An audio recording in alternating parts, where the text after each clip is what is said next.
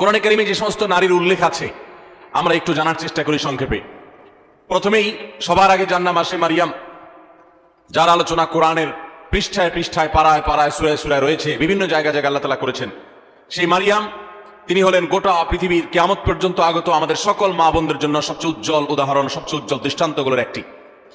কোরআনে মারিয়ামের পাশাপাশি আমাদের মা, মুমিনদের মা উম্মুল মুমিনিন নবী পত্নী আয়েশা রাদিয়াল্লাহু তাআলা আনহা, তার সম্পর্কে সূরা নূরে কয়েকটি আয়াতে আল্লাহ রাব্বুল আলামিন আলোকপাত করেছেন।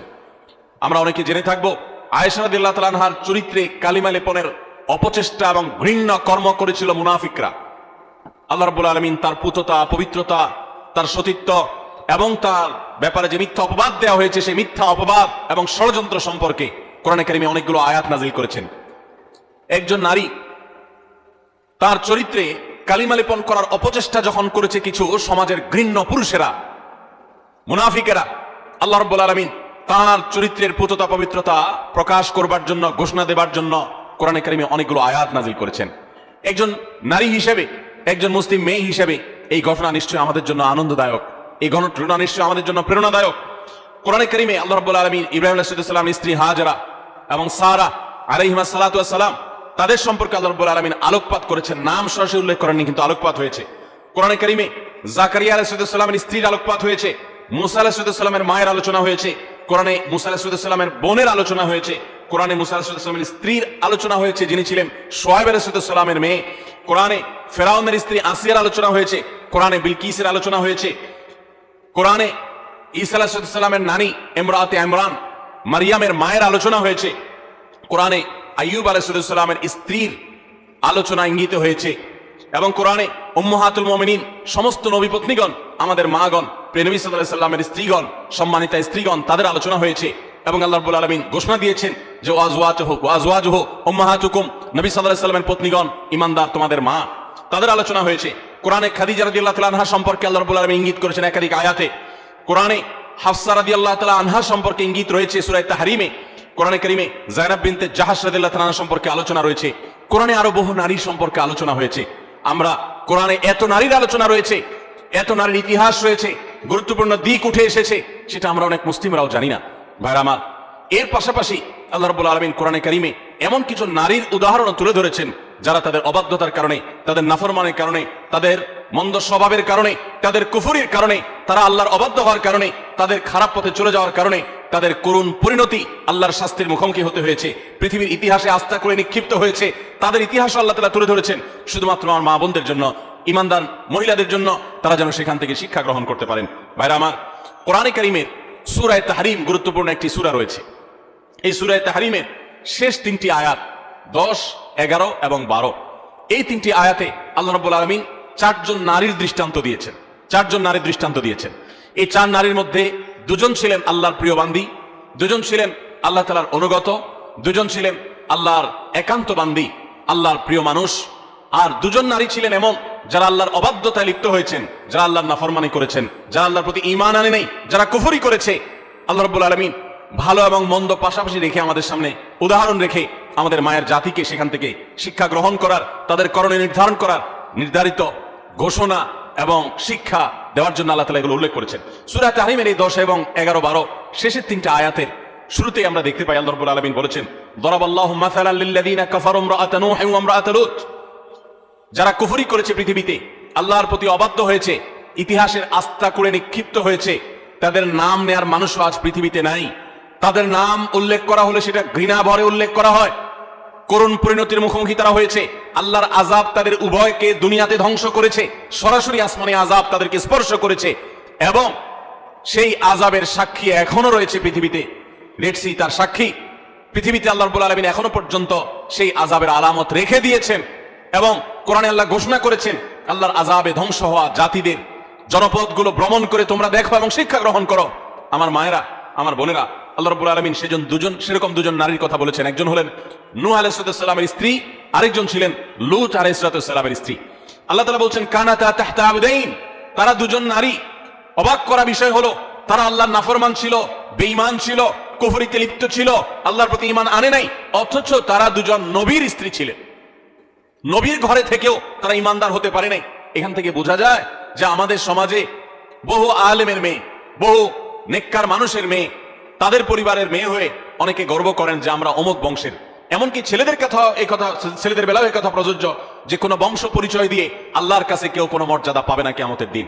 আল্লাহর কাছে মর্যাদা পাবে বান্দার কর্ম দ্বারায়, তার বিশ্বাস দ্বারায়, তার আমল দ্বারায়। ইন্না আকরামাকুম ইনদাল্লাহি আতকাকুম, আমাদের মধ্যে কে বেশি মুত্তাকি আল্লাহ সেটা দেখবেন। একজন সাধারণ দিনমজুর, একজন সাধারণ রিক্সা চালকের মেয়ে আপনি, তার স্ত্রী আপনি, একজন সাধারণ মানুষের বোন আপনি, একজন সাধারণ মানুষের পরিবারের সদস্য আপনি, আপনি যদি আল্লাহ ভীরু হন, আপনি যদি মুত্তাকি হন, আপনি যদি গুনাহ পরিহার করেন, হারাম পরিত্যাগ করেন, খারাপ বিষয় পরিহার করেন, আল্লাহর কাছে আপনি সবচেয়ে শ্রেষ্ঠ মানুষ, সবচেয়ে উত্তম মানুষ, সবচেয়ে কিয়ামতের ময়দানের ভিআইপি মানুষ হতে পারবেন। আর যদি পক্ষান্তরে আপনি অনেক বড় বংশ গরিমার অধিকারী হন কিন্তু আপনার কর্ম ভালো না হয়, এই আয়াত প্রমাণ করছে, তাহলে আল্লাহর কাছে আপনার কোনো মর্যাদা থাকবে না, বরং শাস্তি আপনি এড়াতে পারবেন না। আল্লাহ রাব্বুল আলামিন সেটাই বলেছেন, কানাতা তাহতা আবদাইন মিন ইবাদিনা সালিহিন, আমার দুজন নেককার বান্দা অর্থাৎ দুজন নবী নূহ এবং লূত আলাইহিস সালাতু ওয়াস সালাম, কোরআনে যাদের আলোচনা সবচেয়ে বেশি হয়েছে, যাদের ইতিহাস সবচেয়ে বেশি তুলে ধরা হয়েছে, তাদের মধ্যে এই দুজন নবী অন্যতম। লূত আলাইহিস সালাতু ওয়াস সালামের এবং নূহ আলাইহিস সালাতু ওয়াস সালামের এরকম দুইজন আল্লাহ তাআলার নেককার বান্দা এবং আল্লাহর প্রিয় নবী, তাদের স্ত্রী ছিলেন ফাখানাতাহুমা, এরপরও তারা তাদের প্রতি ঈমান আনে নাই, তারা আল্লাহর অবাধ্য হয়েছে, নাফরমানি করেছে। ফালাম ইউগনিয়া মিনাল্লাহি শাইআ, এজন্য তারা নবীর স্ত্রী হয়েও কোনো লাভ হয় নাই, কোনো কাজে আসে নাই। ওয়াকিলা দুখুলান নার মা'আদ দাখিলিন, বরং তাদেরকে জাহান্নামে প্রবেশ করার জন্য পরিষ্কারভাবে বলে দেওয়া হয়েছে, অর্থাৎ তোমাদের কৃতকর্মের দরুন তোমরা জাহান্নামে নিক্ষিপ্ত হও, সেই করুণ পরিণতির কথা তাদেরকে জানিয়ে দেওয়া হয়েছে। ঠিক এর পাশাপাশি আল্লাহ রাব্বুল আলামিন দুজন ভালো নারীর দৃষ্টান্ত দিয়েছেন পরবর্তী দুটি আয়াতে। সেই ভালো নারী যাদের দৃষ্টান্ত আল্লাহ রাব্বুল আলামিন দিয়েছেন সেটি হলো, তারা হলেন ওয়াদারাবাল্লাহু মাসাল লিল্লাযিনা আমানু ইমরাআতা ফিরআউন, যারা ঈমানদার তাদের সম্পর্কে আল্লাহ রাব্বুল আলামিন বলেছেন যে ঈমানদারদের জন্য উজ্জ্বল উদাহরণ দৃষ্টান্ত হলো ফিরআউনের স্ত্রী। ফিরআউন আল্লাহর অবাধ্য ছিল, নাফরমান ছিল, অথচ তার স্ত্রী আসিয়া আলাইহিস সালাম তিনি ছিলেন আল্লাহর অনুগত বান্দা, আল্লাহর প্রতি ঈমান এনেছেন। ইয ক্বালাত রাব্বি ইবলি ইনদাকা বাইতান ফিল জান্নাহ, তোমরা স্মরণ করো সেই সময়ের কথা যখন এই পাপিষ্ঠ ফিরআউন নিজের স্ত্রীকে কঠিন এবং পীড়াদায়ক যন্ত্রণাদায়ক শাস্তি দিয়ে তাকে হত্যা করেছে নির্মমভাবে। তিনি যখন শাহাদাতের সুধা পান করছিলেন তখন আল্লাহর কাছে দোয়া করেছেন, রব্বি ইবনি লি ইনদাকা বাইতান ফিল জান্নাহ, আল্লাহ এই যে আমার প্রাণ বের হচ্ছে আযাবে তোমার প্রতি ঈমান আনার কারণে, তুমি এর বিনিময়ে আমার জন্য জান্নাতে গৃহ নির্মাণ করিও। ওয়ানাজ্জিনি মিন ফিরআউনা ওয়া আমালি, এবং ফিরআউন এবং ফিরআউনের যে কর্মকাণ্ড এগুলো থেকে আমাকে মুক্তি দাও। ওয়ানাজ্জিনি মিনাল কওমিজ জালিমিন, আর এই জালেম সম্প্রদায় থেকে আমাকে নাজাত দাও আল্লাহ। একজন হলেন ফিরআউনের স্ত্রী আসিয়া, তিনি আল্লাহর অনুগত বান্দি ছিলেন। আরেকজনের কথা আল্লাহ বলছেন মারইয়াম বিনতে ইমরান, আরেকজন নারীর দৃষ্টান্ত তোমাদের সামনে দিচ্ছি, নেককার নারীর দৃষ্টান্ত। তিনি হলেন ইমরানের স্ত্রী, ইমরানের মেয়ে মারইয়াম ঈসা আলাইহিস সালামের মা, আল্লাতী আহসানাত ফারজাহা, যিনি তার চরিত্রকে হেফাজত করেছেন, তার চরিত্রে কোনো কালিমা লাগতে দেননি, কোনো গুনাহে লিপ্ত হননি, কোনো হারামে জড়াননি। তিনি পরিপূর্ণ পুত পবিত্রা একজন নারী ছিলেন, সচ্চরিত্রবান একজন মানুষ ছিলেন। ফানাফাখনা ফীহি মির রূহিনা, তো আল্লাহ তাআলার রূহ, আল্লাহর বিশেষ অর্ডার তার কাছে এসেছে, যার ফলশ্রুতিতে ঈসা আলাইহিস সালামের মতো সন্তান বাবা ছাড়া সরাসরি আল্লাহর নির্দেশে অলৌকিকভাবে তিনি জন্ম দিয়েছেন। ওয়াসাদ্দাকাত বিকালিমাতি রাব্বিহা ওয়া কুতুবিহি ওয়া কানাত মিনাল কানিতিন, এবং তিনি আল্লাহ তাআলার অনুগত বান্দী ছিলেন, আল্লাহর কালিমাতকে তিনি বিশ্বাস করেছেন, আল্লাহর কিতাব আসমানি কিতাবকে বিশ্বাস করেছেন, আল্লাহর অনুগত বান্দী ছিলেন। তাহলে এই তিনটি আয়াতে সূরা তাহরিমে আমরা চারজন নারীর দৃষ্টান্ত পেলাম গোটা দুনিয়ার সমস্ত নারীদের জন্য। এই চারজন নারীর দৃষ্টান্ত অনেক গুরুত্বপূর্ণ, শিক্ষণীয়। আমাদের উচিত, বিশেষ করে প্রত্যেক মুসলিম নারীর উচিত, সূরা তাহরিমের এই শেষ তিনটি আয়াতে যে চারজন নারীর দৃষ্টান্ত দেওয়া হয়েছে সেই দৃষ্টান্তগুলো ভালো করে ব্যাখ্যা সহকারে পড়া, তাদের জীবনী সম্পর্কে জানা এবং তাদের কর্ম এবং কর্মফল সম্পর্কে অবগত হওয়া। এর ফলে আমরা ভালো হওয়ার প্রেরণা পাবো, মন্দ পথ থেকে বেঁচে থাকার প্রেরণা ইনশাআল্লাহ আমরা লাভ করতে পারবো। আল্লাহ রাব্বুল আলামিন আমাদের সকলকে এই সমস্ত কোরআনে কারীমের উজ্জ্বল উদাহরণগুলো, দৃষ্টান্তগুলো থেকে শিক্ষা গ্রহণ করার তৌফিক দান করুন। আমাদের মা বোনরা অনেকে কোরআনে কারীম সহি করে পড়তেও পারেন না, আবার অনেকে পড়তে পারেন কিন্তু তারা কোরআনে কারীমের অর্থ বোঝেন না, ব্যাখ্যা জানেন না, জানার আগ্রহ নাই, প্রচেষ্টা নেই। এটা খুবই দুঃখজনক একটি ব্যাপার, অত্যন্ত বেদনাদায়ক একটি অধ্যায়। কোরআন আল্লাহ তাআলা দিয়েছেন, আমার বোন আপনাকে লক্ষ্য করে আল্লাহ তাআলা উদাহরণ দিয়েছেন। আপনার বয়স 30, 35, 40 হয়ে গেছে, অথচ আপনি একটি বারের জন্য সেটা খুলে দেখার, পড়ে দেখার প্রয়োজনীয়তা অনুভব করেন নাই। আপনি এটিকে জানার ফুরসতটুকু আপনার জীবনে পান নাই।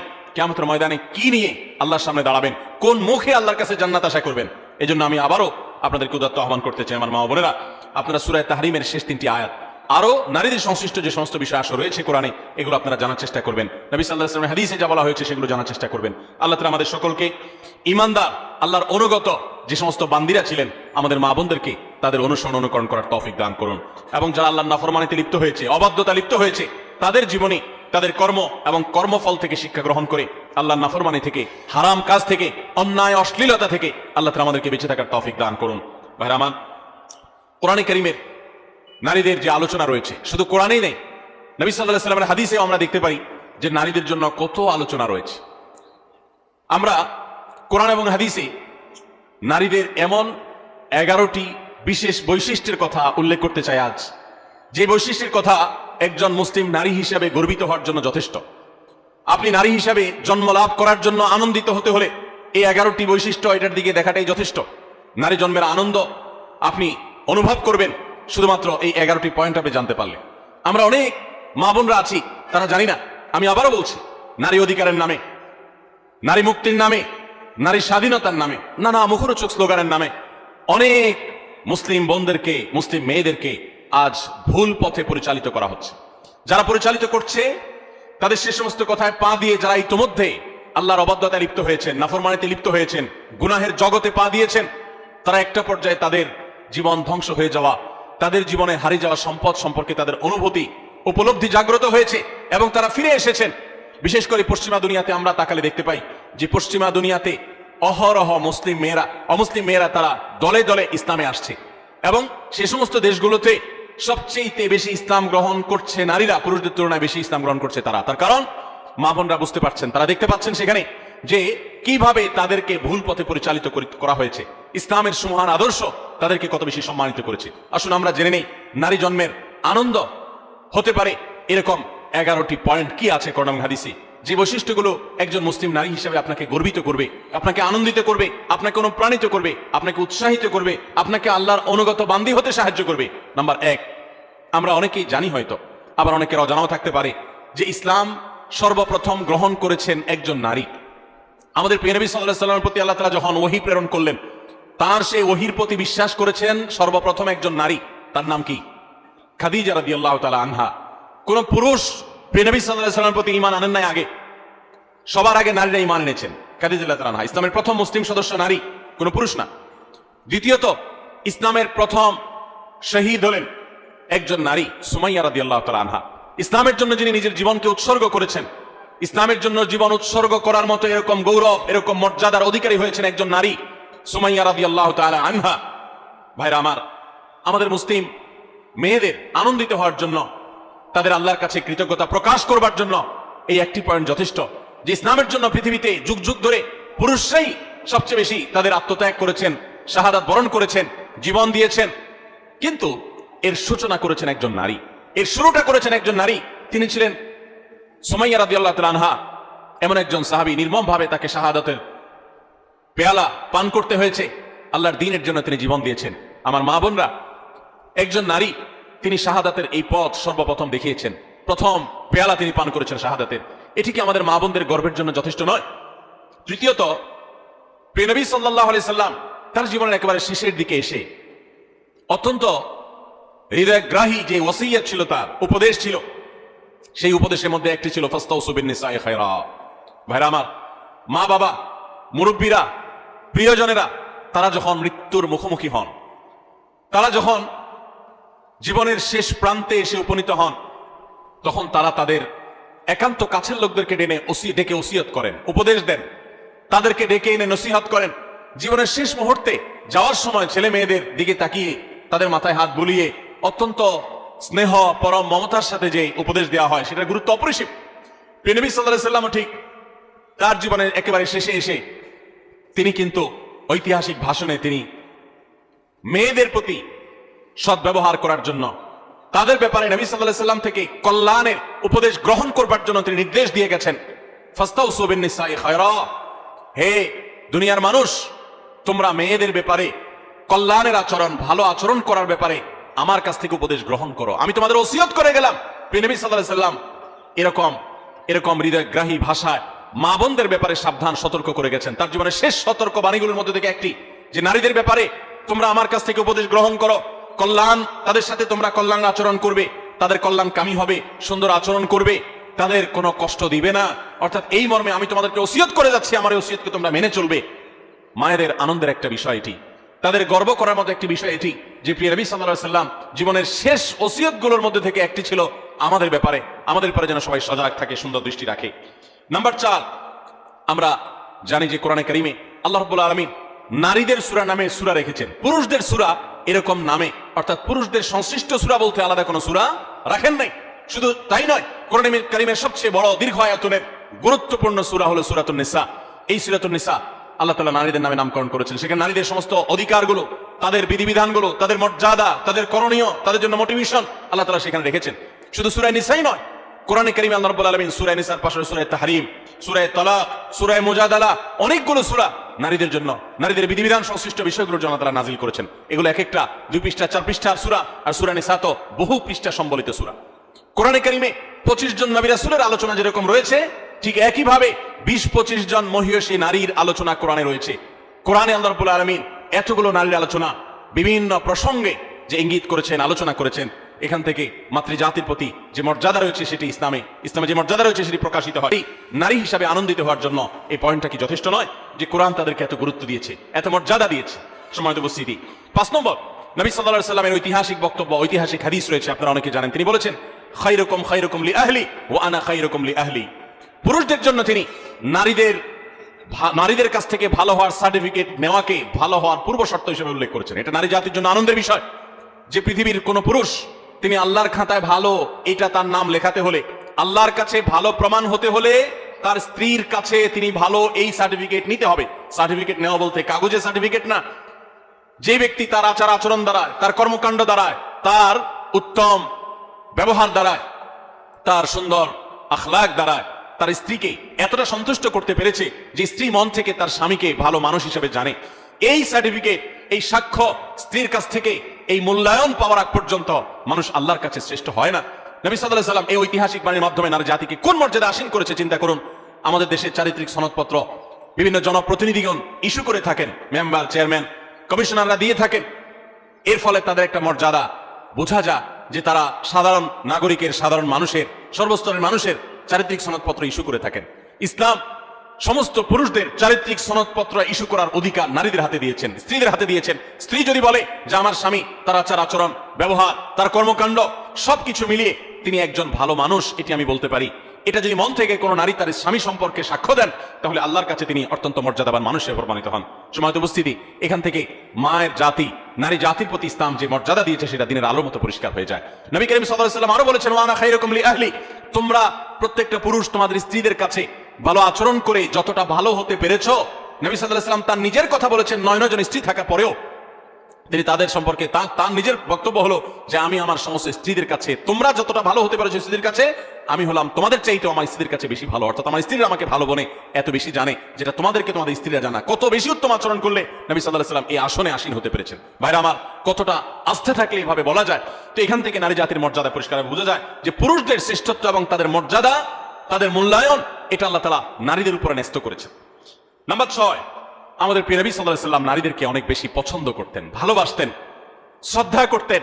এর মানে হলো, আপনারা জানেন, মা এবং বাবা উভয়ের মর্যাদা বর্ণনা করতে গিয়ে নবী সাল্লাল্লাহু আলাইহি ওয়াসাল্লাম কার মর্যাদা বেশি বর্ণনা করেছেন? বাবার না মায়ের?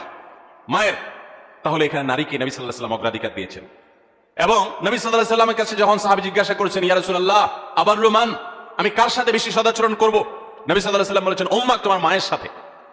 এরপরে আবার সাহাবী জিজ্ঞাসা করলেন, এরপর? তিনি বলেছেন, এরপরও তোমার মায়ের সাথে।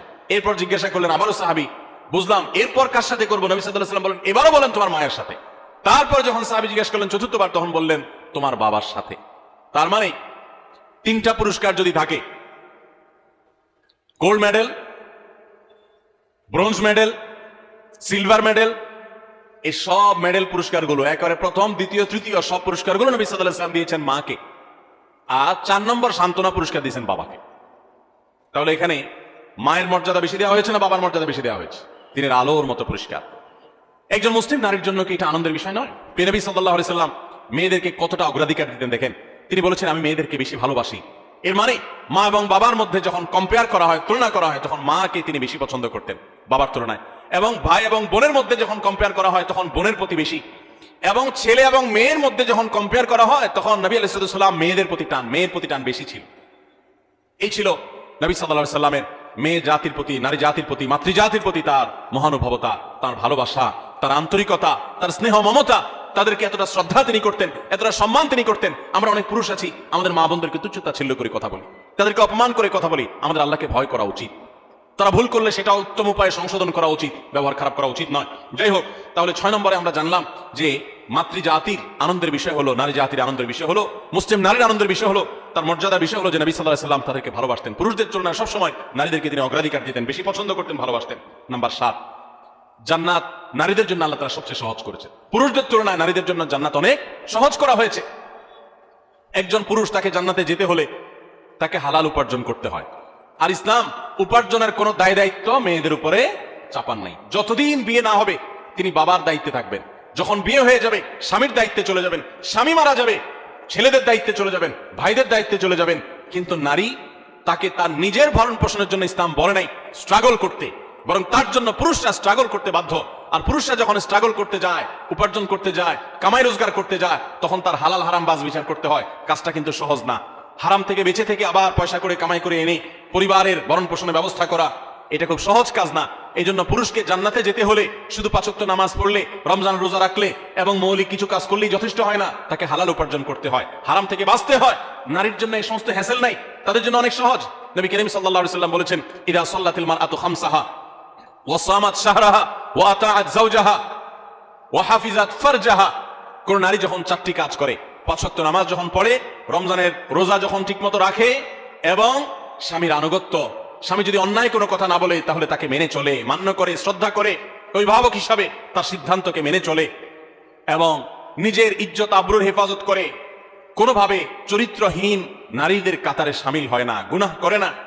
সেটা ইমোতে হোক, সেটা সোশ্যাল মিডিয়াতে হোক, মেসেঞ্জারে হোক, ফেসবুকে হোক, ইউটিউবে হোক, অনলাইনে হোক, অফলাইনে হোক, বিবাহ বহির্ভূত সম্পর্কের মাধ্যমে হোক, কোনোভাবে নিজের চরিত্রকে নষ্ট করে না।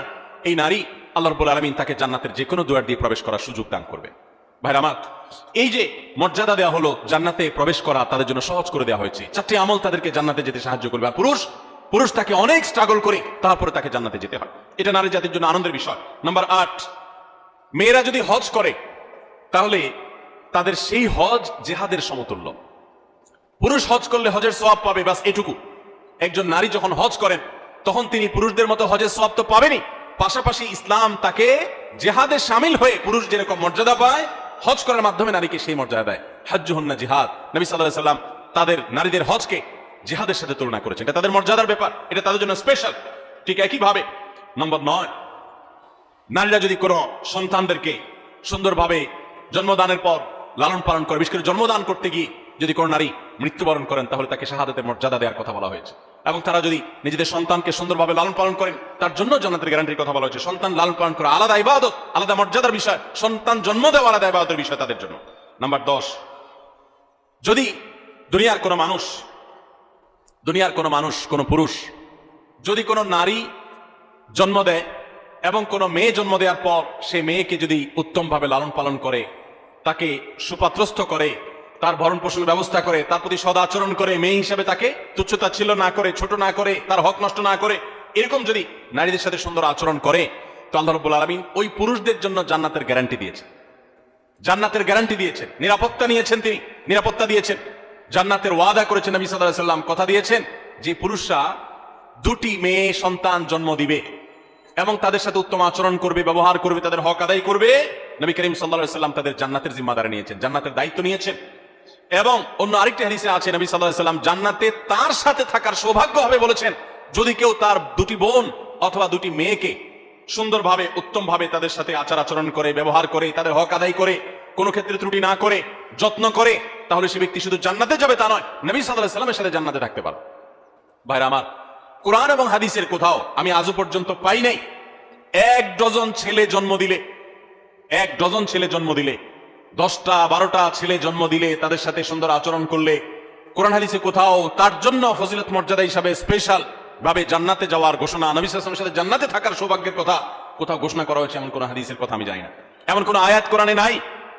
কিন্তু 2 জন বা 2জনের অধিক মেয়েকে যদি কোনো বাবা মা লালন পালন করেন, সুন্দরভাবে তাদের সাথে সদাচরণ করেন, দুর্ব্যবহার না করেন, তাদেরকে কোণঠাসা করে না রাখেন, মেয়ে হিসাবে তাদের প্রতি জুলুম না করেন, তাহলে ওই ব্যক্তিদের জন্য জান্নাতের গ্যারান্টির কথা বলেছেন। তাহলে নারী হিসেবে জন্ম লাভ করা এটা আনন্দের বিষয় মুসলমান মেয়েদের জন্য। ইসলাম তাদেরকে এত মর্যাদা দিয়েছে। ভাইরা আমার, 11 নম্বর নারী হিসাবে জন্ম লাভের যে আনন্দ আমাদের জন্য রয়েছে তা হলো নবী করিম সাল্লাল্লাহু আলাইহি ওয়াসাল্লাম পরিষ্কারভাবে জানিয়েছেন, মান বুলিয়া মিন হাদিহিল বানাতি শাইআ, যদি কোনো মেয়ে দিয়ে আল্লাহ তাআলা কাউকে পরীক্ষায় ফেলে দেন। অনেক বাবা আছেন না, মেয়েদেরকে নিয়ে বিপদে আছেন, যে মেয়ে হয়েছে তার এই জন্য অনেক কথা শুনতে হয়। অনেক মহিলা আছে না এখনো, যে একটা পর একটা মেয়ে হয়, সমাজের মানুষ নানান বাজে কথা বলে মূর্খতার কারণে, অজ্ঞানতার কারণে। অনেক বাবা আছেন মেয়ে হয়েছে এই জন্য জামাই বেন সাহেবের অনেক কটু কথা তাকে শুনতে হয়। অনেক সময় তালাক প্রাপ্ত হয়ে মাজলুম হয়ে সে মেয়ে বাবার বাড়িতে ফিরে আসেন।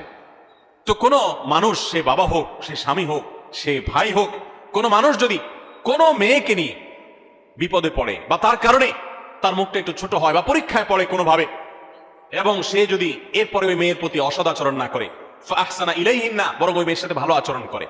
বাবা মেয়ে তালাক প্রাপ্ত হয়ে আসছে, কটু কথা বলে না, ভাইরা খোঁচা দিয়ে কথা বলে না যে স্বামী সংসার করতে পারস নাই, এসে উঠছিস আমাদের ঘরে, বরং তারা তার প্রতি সদাচরণ করে, আল্লাহর ফয়সালা মেনে নিয়ে তারা সুন্দর আখলাক দেখায়। এরকম যদি কেউ করে, তো ওই পুরুষদের জন্য, ওই মানুষদের জন্য নবী সাল্লাল্লাহু আলাইহি ওয়াসাল্লাম বলেছেন, কুন্না লাহু সিতরাম মিনান নার, এই নারী যার কারণে তারা একটু কষ্টের মধ্যে পড়েছে, একটু পরীক্ষার মধ্যে পড়েছে, একটু সমাজে তারা হেয় হয়েছে, জুলুমের শিকার হয়েছে, তো বোনের কারণে, মেয়ের কারণে যে বাবা, যে ভাই এতটুকু কোণঠাসা পরিস্থিতিতে পড়েছেন, এরকম জটিলতার মধ্যে পড়েছেন, তারা যদি সবর করেন এবং তারা যদি মেয়ের সাথে এর কারণে খারাপ আচরণ না করেন, ভালো আচরণ করেন, তো নবী সাল্লাল্লাহু আলাইহি ওয়াসাল্লাম বলেছেন, এই মেয়ে কিয়ামতের ময়দানে তাদের জাহান্নাম থেকে বাঁচার ডাল হবে, জাহান্নাম থেকে বাঁচার কারণ হবে। এর কারণে, এর প্রতি সদাচরণ করার কারণে আল্লাহ তাআলা তাদের কৃতকর্মের কারণে জাহান্নামে যাওয়ার মতো হলেও আল্লাহ তাআলা তাদেরকে হেফাজত করবে। অতএব আমাদের সমাজে যারা এখনো মা বোনদের প্রতি এই ধরনের আচরণ করেন, তাদের সাবধান হওয়া উচিত, সতর্ক হওয়া উচিত। আল্লাহ তাআলা আমাদেরকে সেই তৌফিক দান করুন। তাহলে আমরা 11টি পয়েন্টের কথা জানলাম।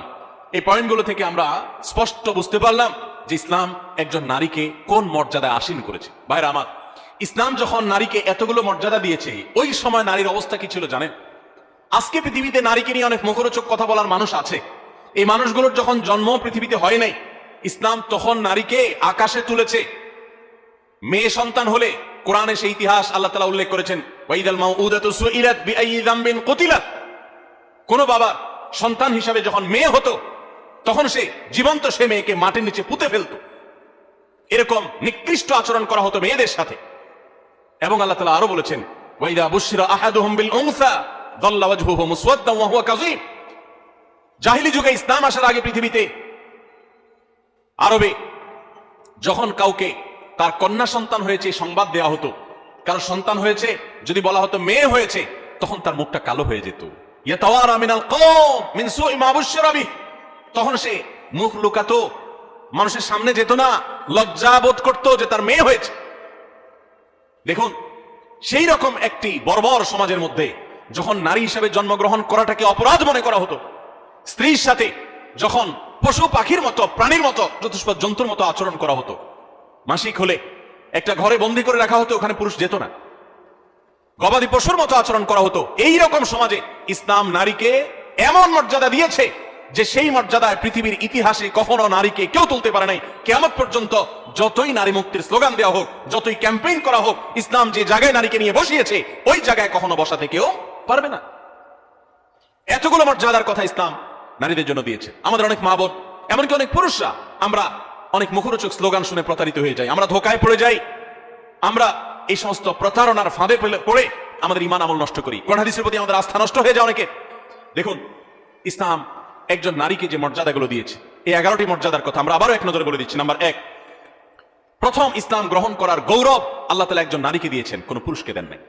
তিনি ছিলেন খাদিজা রাদিয়াল্লাহু তাআলা আনহা, ইসলামের প্রথম সদস্য একজন নারী।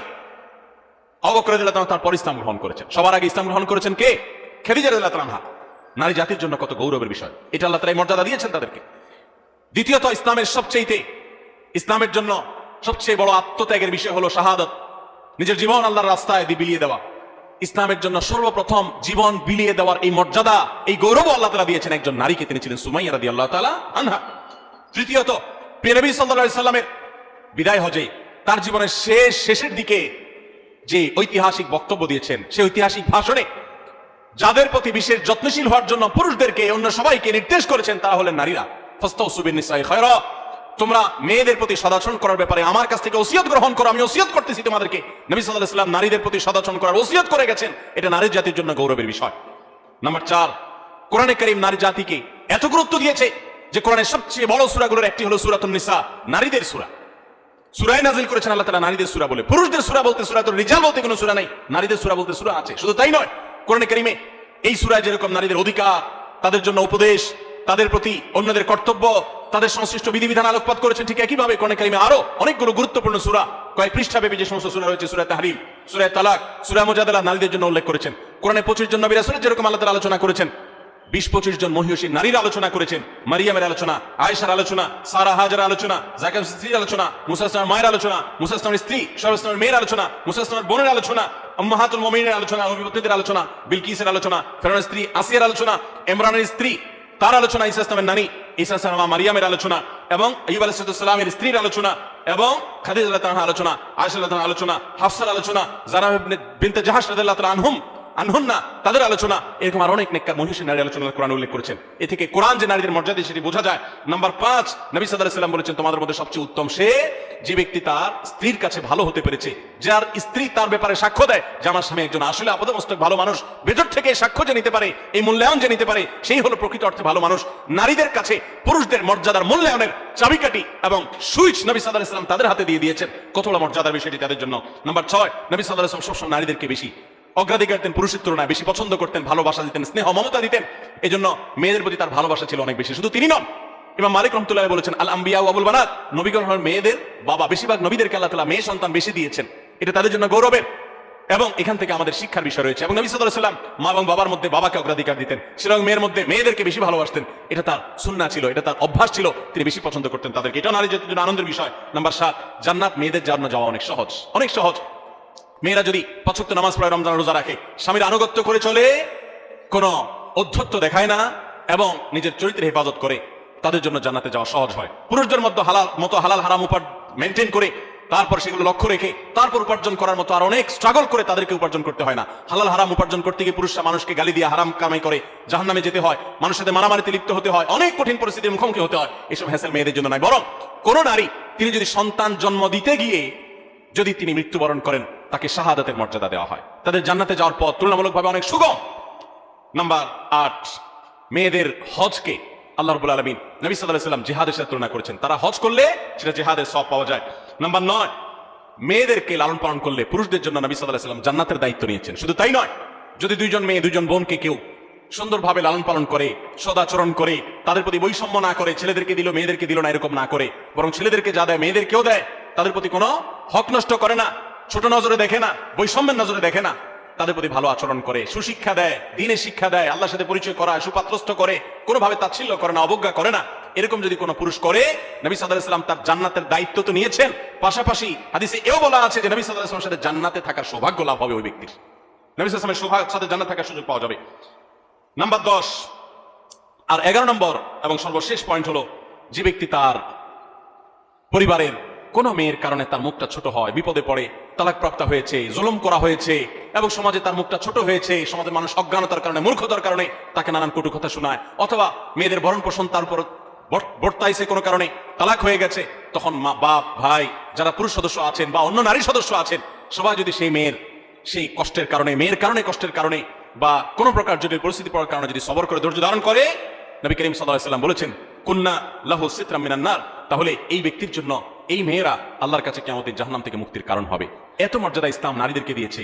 ভাইরা আমার, এই বিষয়ে একজন মুসলিম নারী হিসেবে আমাদের আল্লাহর কাছে শুকরিয়া আদায় করা উচিত, আল্লাহর আনুগত্য করা উচিত, আল্লাহর গোলামি করা উচিত, আল্লাহর দাসত্ব করা উচিত, আল্লাহর হুকুমগুলো মেনে চলা উচিত। আল্লাহ তাআলা আমাদের সবাইকে সেই তৌফিক দান করুন।